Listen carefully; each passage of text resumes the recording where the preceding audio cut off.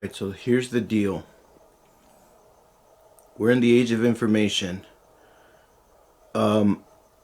We have information at our fingertips. We could actually Google things and find things out for ourselves. Now, is Google 100% accurate? I remember when I was younger, Google was a lot different than what it is now, and I would search facts back then, and there are different facts from now, kind of like they changed history. So you can't necessarily trust Google, but it's the only information we have. There's no second source of information, so Google is actually a monopoly of information. Now you can go to an encyclopedia, but you don't know what that is, and there's a lot of information that encyclopedia don't have because it's extinct. It's a old way of getting information. But as far as basic information, we get that from Google, and we have no choice but to trust Google. All right. So, um, not all labor. I live in Los Angeles, and we have to make money all the damn time. And I have a three-bedroom house. Actually, I have two three-bedroom houses, and it's just filled with garbage. Well, not garbage, but junk. Bunch of stuff that I have accumulated almost like a hoarder. Now that's a separate issue, but what I'm trying to say is that I've always wanted to um, make this place very nice and neat and all that shit, and I do keep up with it a little bit, but I wanted to really make this space very comfortable to live in. And what I started to realize, and this is just like a byproduct of living in Los Angeles, I started to realize that not all labor that you do produces revenue. So that that gives me into the understanding of, okay, you can work 16 hours a day and not make $1.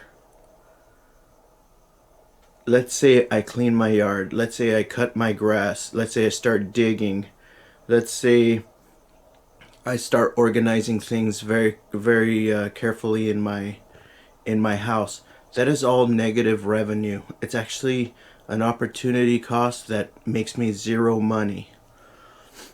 So this might explain why people hoard and don't clean their houses, because cleaning and keeping a house and then working 12 to 15 hours a day is a negative cost.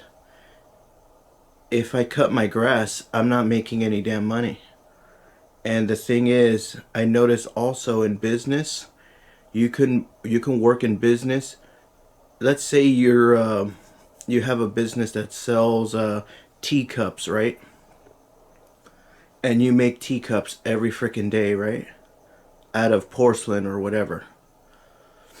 And you've been making it for years. You made thousands of teacups a day, and you market your teacups. So when you market something, it's a negative revenue because you're paying to market your own things. You're losing money, and at the end of the day, nobody buys your teacups. So you're actually working at a negative revenue. So you start to wonder, okay, is this capitalism? What is this going? Why aren't people buying teacups and shit like that? You start to notice that in a pandemic, people mainly, because they cannot cook, they buy fast food, or they buy food um, that is prepared and is cooked for them and is very cheap.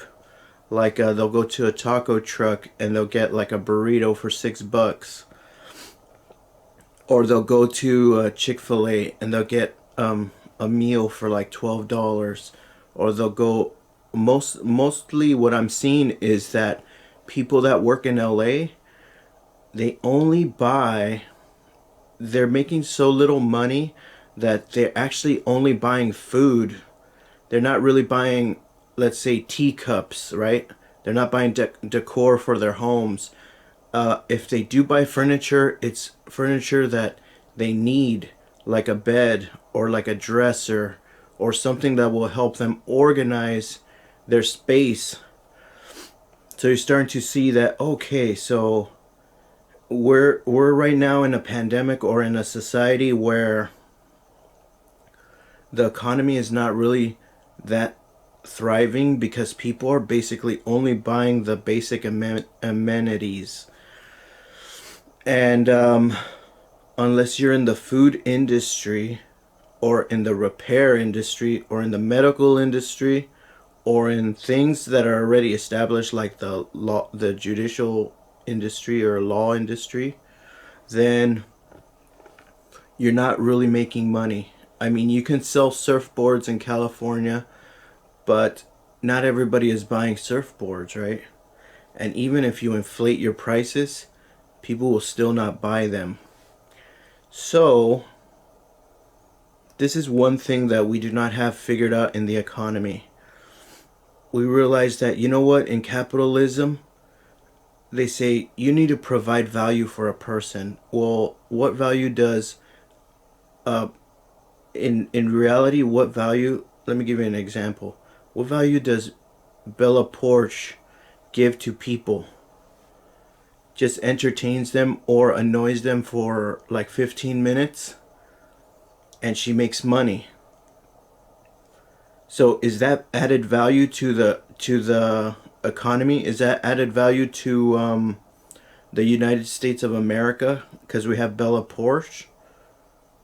Who knows? But it, to me, it doesn't seem like it's valuable, but it's making money because people tend to give their money to attractive people. And this is a psychology that people don't really touch on because I don't study human behavior, but I do observe human behavior. And what I'm noticing is that people gravitate towards annoying people. People that make you uncomfortable, like Logan Paul or 69 or stuff like that. People that are like annoying and kind of unpredictable or a little predictable but kind of crazy and entertaining. What makes it entertaining is that they're they're kind of like out there and they're just crazy and annoying, and people, it captures people's attention. And most of the time when you're on social media, you want to relax, you want to unwind from the day, a long day of working, and then you watch all this annoying stuff and you laugh. Yeah, it makes you feel a little good, but it also makes you feel pretty damn miserable. So, what is value now?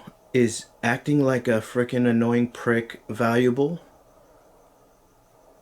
It's not necessarily valuable to everyone because I also noticed that light skinned people are of more value than dark skinned people because I follow dark skinned people in on social media, and I noticed that their content is great. It's like amazing, it's entertaining, it's healthy, it's captivating, it's well put together, it's fun, it's it really is pretty damn good. Like these two creators called Wode Maya and also a girl named Miss Trudy. They're on YouTube and they're doing some of the greatest work and the most entertaining travel videos. And I remember back in the days when I used to watch the NHK, which is the Japanese news network in Japan, but it was here in the United States. I would see travelers go to Japan, and I was always wondering to myself, you know, I watch NHK so I could see Japanese people in their environment, and I want to know about their culture. But what I started to notice was that the travelers and the people on the screen, they were white. And I said, well, why the fuck am I looking at a white person in Japan? I want to see a Japanese person in Japan. So the same